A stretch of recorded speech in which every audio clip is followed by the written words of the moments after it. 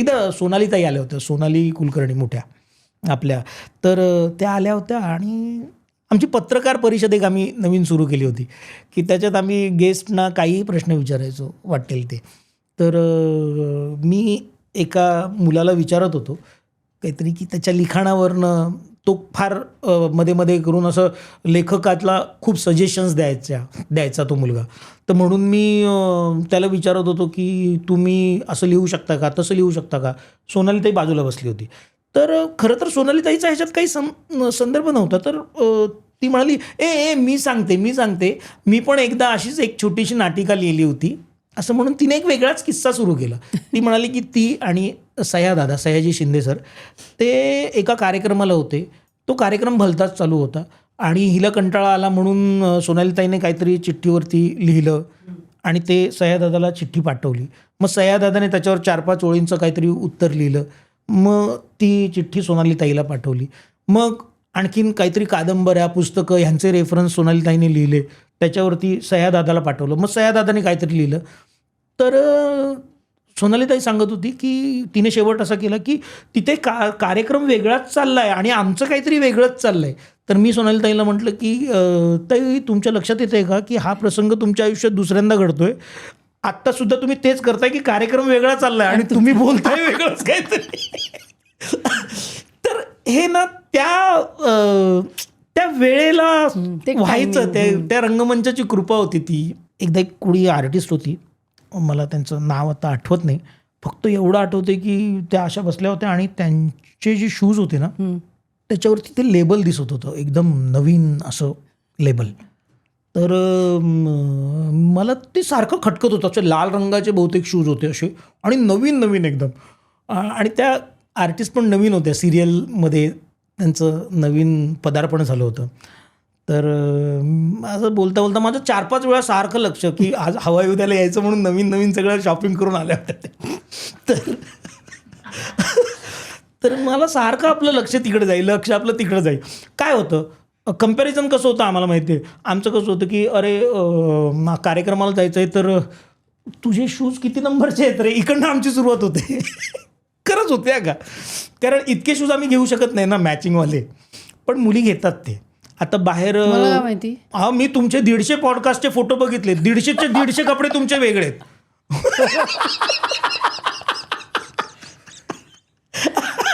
बाहेर सगळे फोटो लावले, मी बघतच होतो सगळं.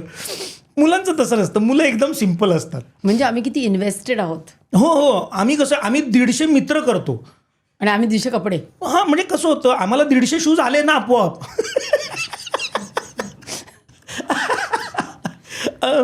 मी I am having second thoughts now. काय बोला तुम्ही आलात पॉडकास्ट. माझे एवढे कपडे माझ्या मिस्टरांनी पण कधी मोजले नाही. एवढे कपडे तुझ्याकडे आहेत.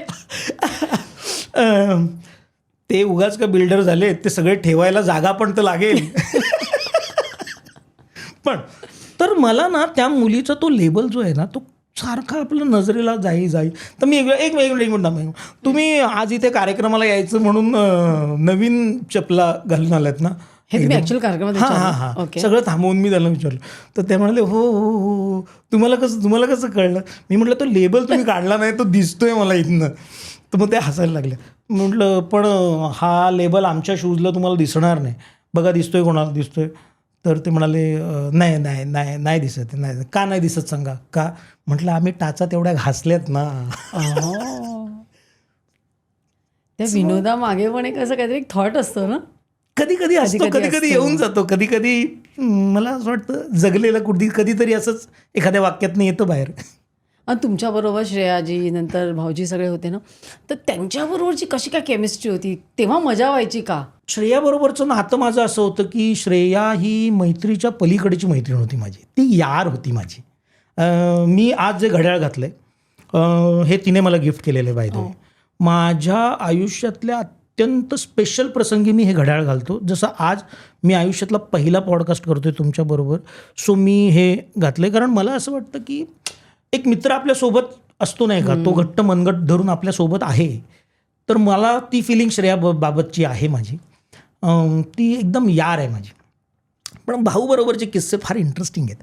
भाऊ आणि मी अंबरनाथचा मूळ, लग्न करून मी आलो डोंबिवलीमध्ये, भाऊ कदम डोंबिवलीमध्ये. तर भाऊचा माझा प्रवास कायम आमचा सोबत व्हायचा. सुरुवातीला आम्ही ट्रेनने प्रवास केले आणि हवाई उद्या नवीन नवीन सुरू झालं होतं. लोक जरा ओळखायला लागले होते आम्हाला आणि कसं आता जगात सगळीकडे सत्कार होतात, लोक वाहवा करतात. मी तुम्हाला सांगू, मी 40,000चा मॉब बघितला आहे. 40,000 लोक समोर आहेत आणि खो खो हसतायत आणि त्यांच्यासमोर आपला सत्कार होतो. CM आपला सत्कार करतात, CM आपल्याला नावाने ओळखतात. आता समहाऊ देवाची काय कृपा असावी आपल्यावरती. पण एक सत्कार मला तुम्हाला जो सांगायचा आहे की भाऊ आणि मी ट्रेनने ट्रॅव्हल करत होतो. तर आम्हाला अरे अरे अरे अरे कुशल भद्रिके, भाऊ कदम, अरे अरे. तर आम्ही आपल्या दरवाजात का, तर आम्हाला डोंबिवलीला आम्ही चढायचो ट्रेनमध्ये आणि ठाण्या स्टेशनला उतरायचो. तर त्यांनी आम्हाला आत बोलवलं. म्हटलं नाही नाही, आम्हाला उतरायचं आहे, ठाण्याला परत उतरायला नाही मिळणार. अहो या हो, सगळी भजन मंडळी होती. मग त्यांनी आतमध्ये आम्हाला बसवलं आणि भजन म्हणत, ते ट्रेनचे डबे वाजवत, भजन म्हणत त्यांनी आमचा सत्कार केला. वा. त्या टाळाच्या गजरात टाळ्या आणि ट्रेनचे ते डबे वाजवत वाजवत. हा आयुष्यातला अविस्मरणीय क्षण आहे. मी तुम्हाला सांगतो, माझ्या आयुष्यातला मी कधीही हा विसरू शकणार नाही. काय सत्कार, काय काय लोक प्रेम करतात राव आपल्यावर. खरं आहे. लोकांनी असं पकडून कधी एखाद्या कार्यक्रमाला गेलाय, समारंभाला, हसवा ना जरा, असं म्हटलंय का? हो, असं बऱ्याचदा. ऐका ना, एक डायलॉग बोला ना, एक डायलॉग बोला ना. पण मला त्याच्यावर उत्तर कधीच सापडलं नाही. पण मध्ये आत्ता मी असंच मी पण म्हणणार होते एक डायलॉग.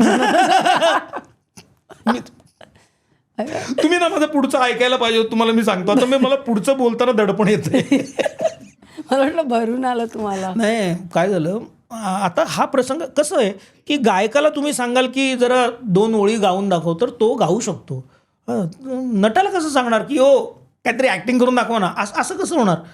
त्याला एक माहोल लागतो, त्याला स्क्रिप्टिंग लागतं, त्याला बॅकग्राऊंड लागतं, त्याला गेटअप लागतो, त्या खूप गोष्टींचा सपोर्ट लागतो ना त्याला.